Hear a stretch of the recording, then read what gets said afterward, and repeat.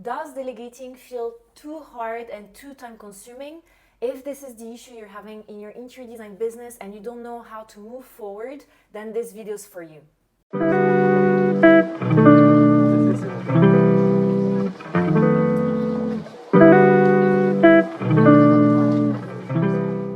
So you've heard over and over that you're supposed to be delegating, that you can't do everything yourself, that you will not be able to grow a successful business if you keep working alone, but you just don't know where to start. You think it's too time consuming to send a brief. You're confused about the information that you're supposed to send.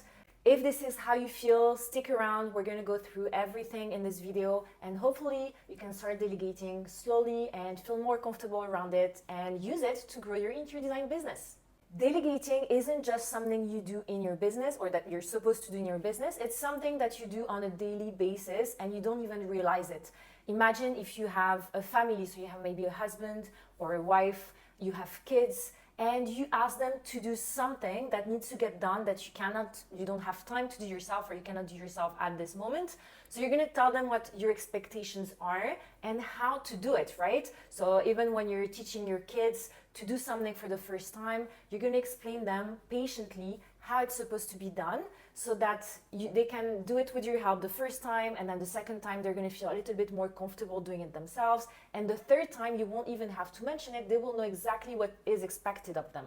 And in every area of your life, you're going to have people that you want to brief. You want to tell them what you are expecting of them. So whether you're hiring a VA, whether you're hiring someone to help you clean or cook, someone to do groceries for you, or your husband, if you ask him to go to the shop for you and do something, then you have to explain what your expectations are and what they should be doing. And it's exactly the same thing in business. I think a lot of people, not just interior designers, but a lot of people in general, assume that because you're hiring someone, so you're paying someone to do something, they should know exactly what is expected of them.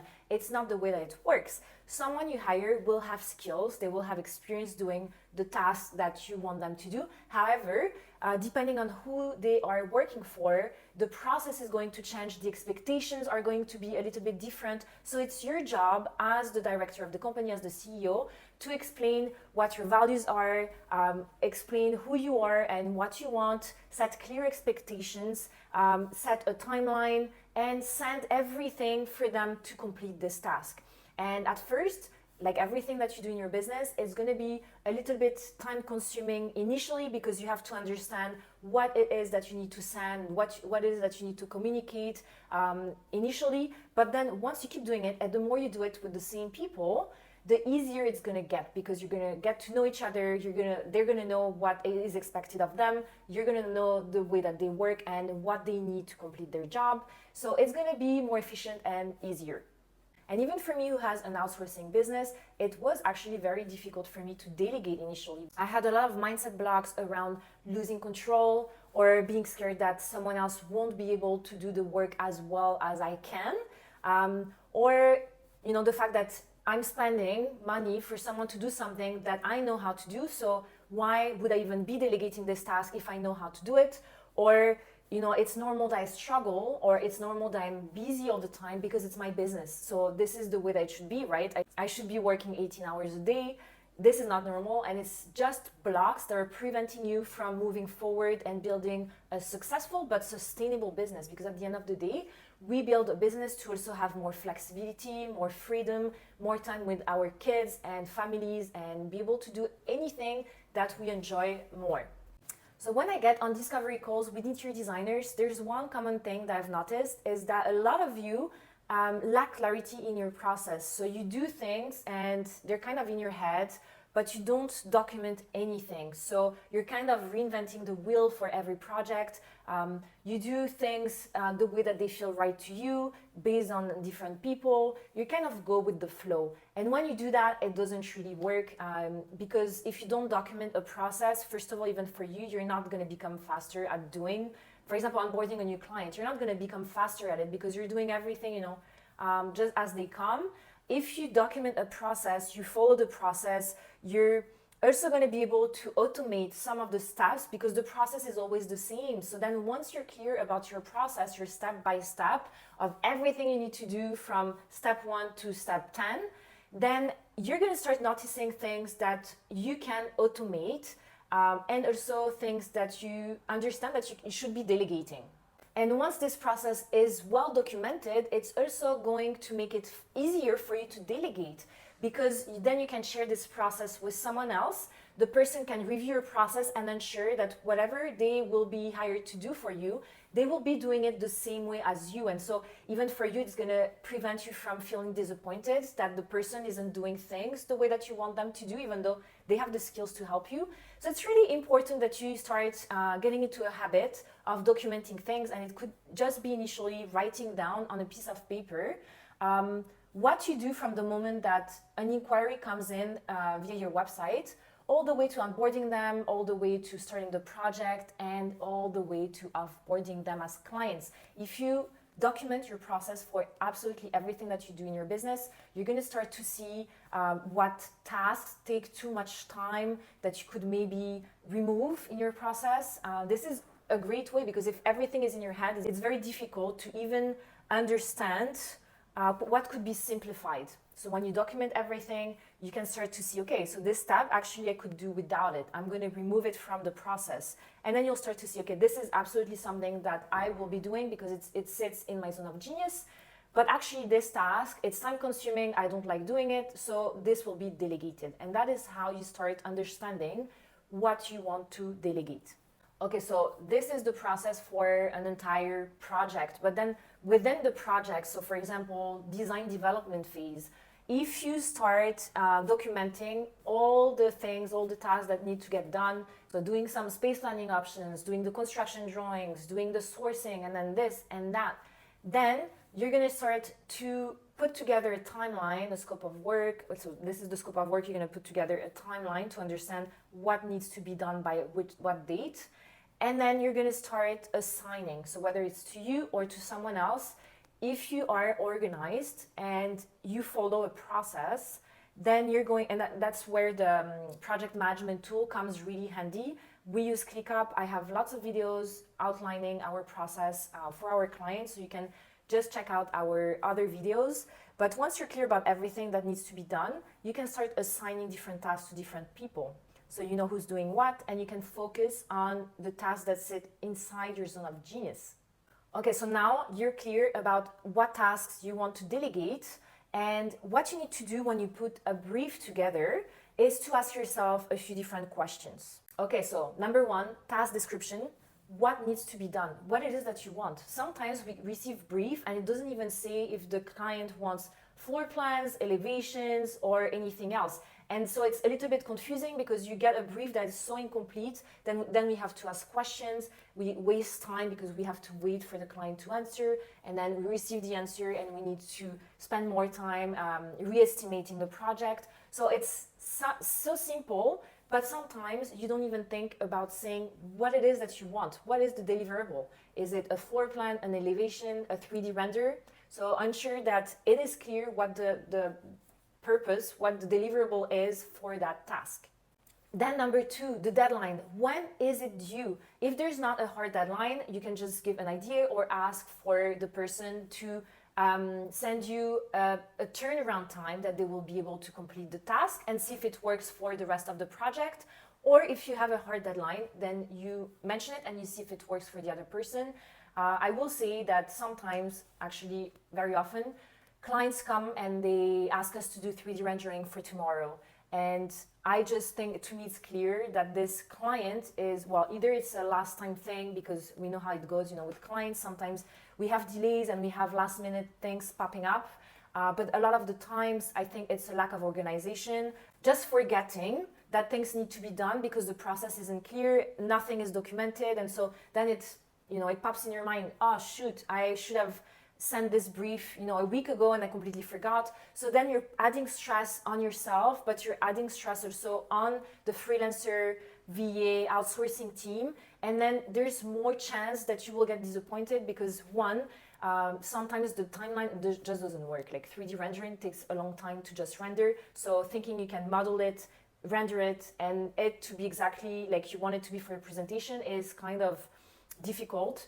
So ensuring that you have enough time is going to make you feel more in control because you know exactly what is happening, timeline works, you're going to feel less stressed. And even for the other person that's helping you complete this task, they will do their best work because they have the time that they need to complete the task. Number 3, you can mention the purpose. Why is this task so important within the project? What are some considerations that this person or this team needs to make? Is there something that you need extra help on because it's an important part of the project maybe? Number 4, mention any boundaries and limitations for this project. So sometimes, you know, we work on something and then the client comes back saying, oh, but actually there's a beam here, so we can't do that. And it's like very important things that need to be outlined at the beginning when you send us your scope of work, because it just makes everybody waste their time, basically. Then number 5, the resources. Send any presentations, inspiration images, dimensions, DWGs, anything that the person in front of you is going to need to complete the task. It's just think about, okay, if I were to do the task myself, what would I need? You know what the design intent is, you have inspiration images, you could even send sketches, you can send site survey, sketch or drawing. So there are lots of different things that we, like an outsourcing team like ours, will need to work on the project, because remember, we are being brought onto the project and we have no idea what this project is. So we need to get a little bit of context, even like existing photos are really important so we can see the space and understand what we're working on. And all of those things don't need to take a lot of time to put together. I mean, you need those resources yourself. If you were to do the task yourself, you need them. So just start being a little bit more organized. Like even for you, if you want to grow your business in the future, you want to come back to that project a year from now, you want to be able to go to one place and have everything there that you can review in one place. And number 6, the key deliverables. So I touched a little bit on that, but more importantly, it's specifying in which format you want to receive the task. Do you want a DWG? Do you want PNGs? Do you want a PDF? Do you want title blocks on the PDF? Do you want a cover page? It's really important that those things are outlined so it comes in the format that you need it to be. Okay, so we're clear about the brief. Now, what's important is to monitor progress, but not micromanage. I used to micromanage everything at the beginning, and it's silly because you're going to spend so much time, you're going to stress everybody out, you're not going to let the outsourcing team do their job, and at the end of the day, it's going to make them feel like you don't trust them, that you don't believe that they can do the work. It's going to make them lack the confidence to work on your project and think even creatively, because if you outsource, the benefit as well is that you're getting another opinion on something. Sometimes we're just too into the project that we can't really think properly, or we need a different pair of eyes to look at the projects from a different angle. I know that when I worked in an office, an interior design office, what I loved was to be able to collaborate with others and brainstorm about a project. So if you're going to be delegating, the cool thing is that, and you don't micromanage, of course, the outsourcing team or freelancer is going to have, is going to look at the project in a different way and potentially show you something that you hadn't thought about. So don't micromanage, let them do their work. Just request, like if they're a good team or a freelancer, they should send you updates regularly. But what you can do is monitor the progress, make sure that it's on track for the date that they're supposed to send it to you. And then, that's very important, is the way that you're going to send feedback. When I started out, I used to feel kind of pissed off when it didn't really match what I wanted. So I would just say, oh, you know what, don't worry, I'm going to do it myself. So I would not give them constructive feedback. And what would happen is that the next time I would delegate something, they would make the same mistake. And it makes sense because they didn't even know from the first project what the issue was. So I learned that to grow together and build a successful team that works together and becomes stronger together and provide higher quality work, I needed to give proper feedback, explain to them why something wasn't working for me, and tell them how I wanted it to get done, and then I would let them do it themselves. So then they would understand how I was expecting things to get done, and the next time they were doing it is exactly as I needed it to be. So whether you are working with an outsourcing team, a freelancer, everything remote, or you hire someone to help you in-house, it doesn't change anything. If you work on your manager skill, on explaining properly how you want things to be done and how you expect them to be, and you keep working over and over with the same people, then they will learn the way that you like things to be done. You will get to know them as well. It's going to become increasingly easier to delegate, and the process is going to be much faster as well. So what would take 1 hour to delegate initially might just take 15 minutes in 2-3 months. So stick with it. It's like any skill that you will need to improve, but it is really important that you become patient about trying to delegate, because as I said, you won't be able to go anywhere if you don't start delegating, and you will potentially burn out, you will potentially give up, or you will keep working 24/7 without making the money that you want to make or have the freedom that you want to have. This has been life-changing for me. It's understanding that I need to be a little bit more organized, a little bit more patient, and now I have a team of 14. They all know what is expected of them. They work really well together, and we can have a real conversation. They know they can come to me with anything, and we can just find a solution as a team.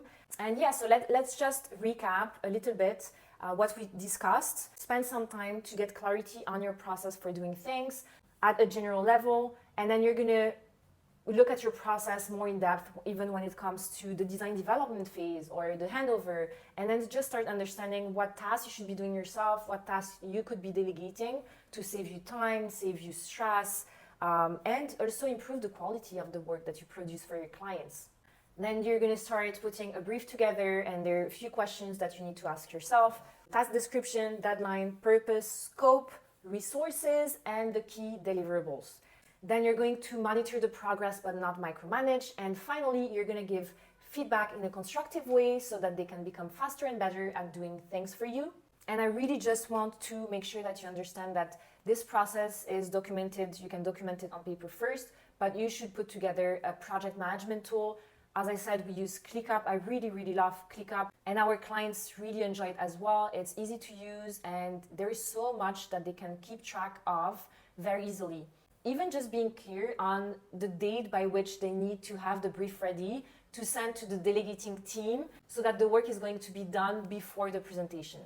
So next time you're asking your kids or your husband to do something for you, just think about how you can use the same process to delegate to someone in your business.